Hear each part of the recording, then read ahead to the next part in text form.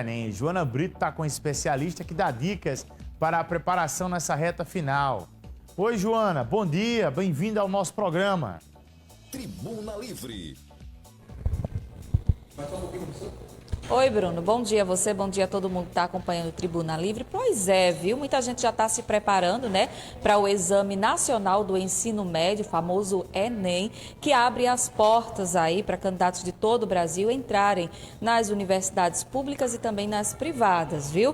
Olha só, as provas serão aplicadas nos dias 3 e 10 de novembro. A gente está aproximado aí a 3 meses, né, dessas provas. Existe toda uma expectativa para essa turma. Mas e aí, como se preparar, né?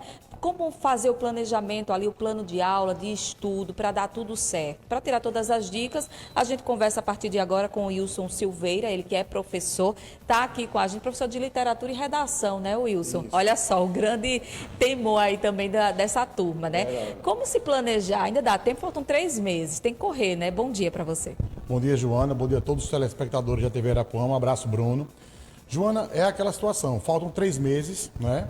E eu digo a você, dá tempo, né? Desde que o aluno ele passe por um processo de planejamento, né? E nessa reta final é importante cada vez mais o aluno ele resolver questões, pegar provas anteriores, pegar simulados e resolver as questões. Quando você resolve as questões, você entra no processo de resolução das questões, você também está revisando.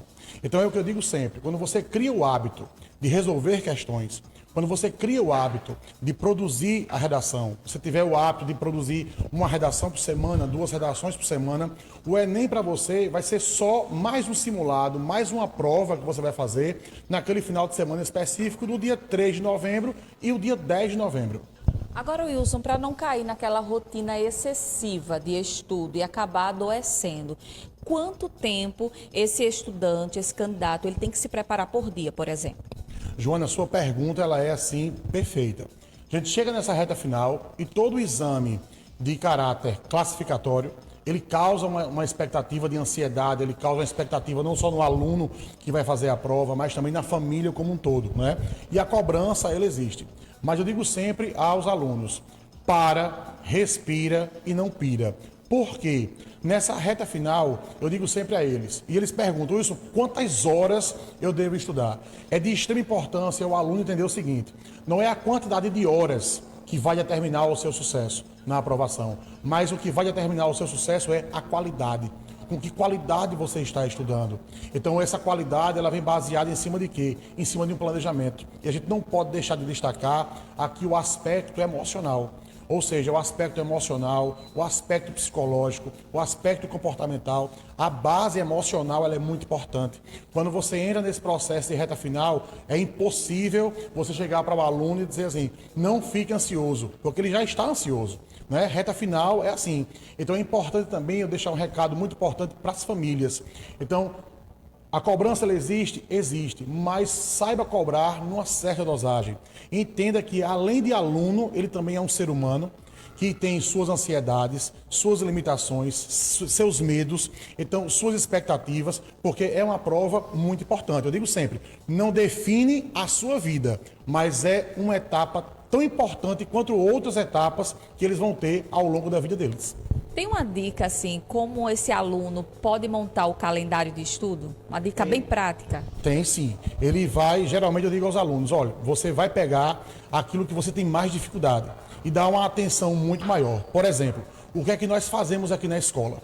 Nós já estamos no 3º aulão, né? Fizemos agora o 3º aulão, esse último final de semana. Já estamos programando o 4º e o 5º aulão, que vai ser o último aulão com a estrutura diferenciada. Então, o que é que nós fazemos aqui? Nós realizamos o nosso aulão não dividido por disciplina, mas dividido por áreas de conhecimento. Aquela área de conhecimento que o aluno tem mais dificuldade, aquela área de conhecimento que o aluno entende que precisa reforçar um pouco mais.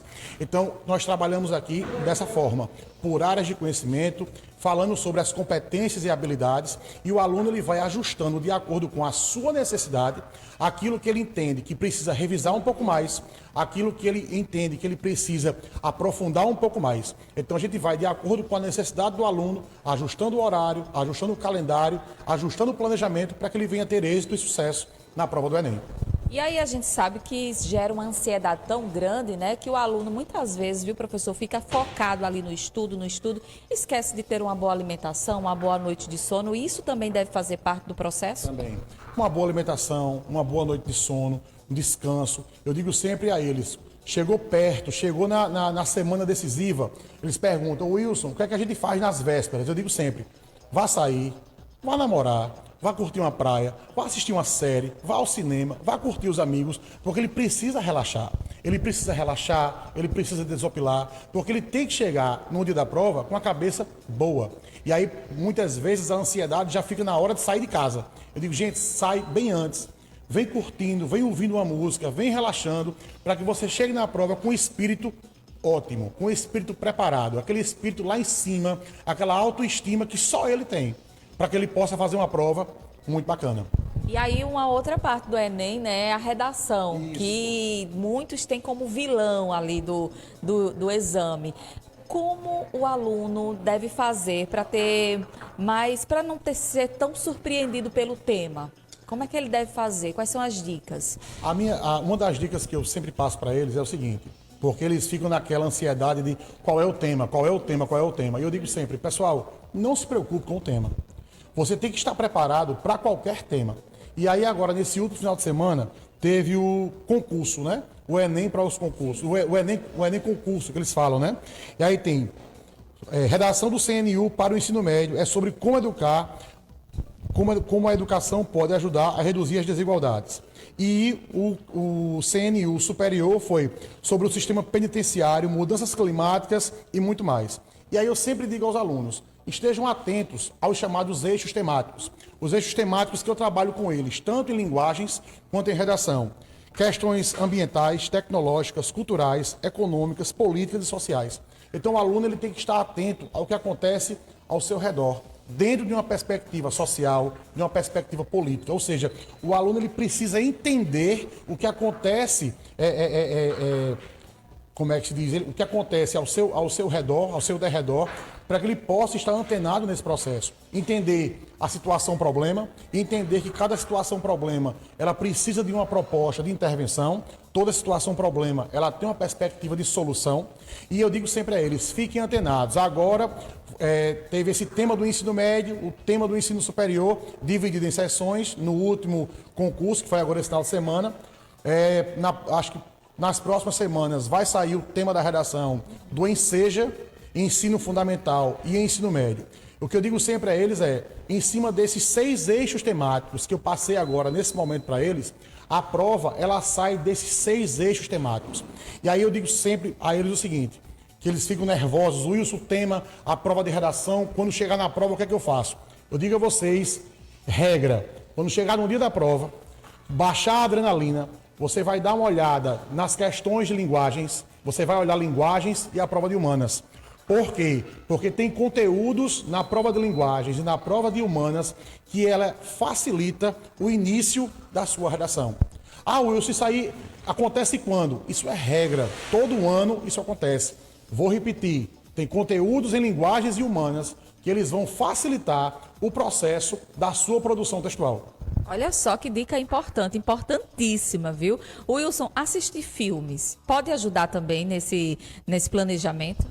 Filmes, séries, isso é muito importante, Joana, para a questão do repertório sociocultural, né? Então eu digo sempre a eles, filmes, séries, a história, aí eles perguntam, Wilson, que momento da história e da literatura eu posso ter como processo de repertório? Século XIX para frente. Porque se você fizer uma análise cronológica do século XIX até os dias de hoje, nós temos os mesmos problemas sociais.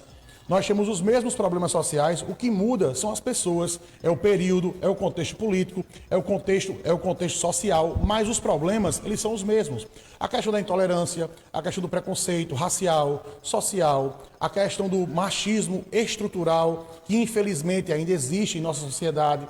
Então são temáticas que são abordadas desde o final do século XVIII para o início do século XIX e elas perduram até os dias de hoje. Então não foge essa linha de raciocínio, não foge essa temática. E então o que eu digo a vocês é, procurem repertório, músicas, filmes, séries, documentários e livros. É isso aí, muito obrigada, viu, Wilson, pelas dicas, as orientações. Tá pertinho, é só se programar e colocar as dicas em prática, né, Bruno? Volto com você.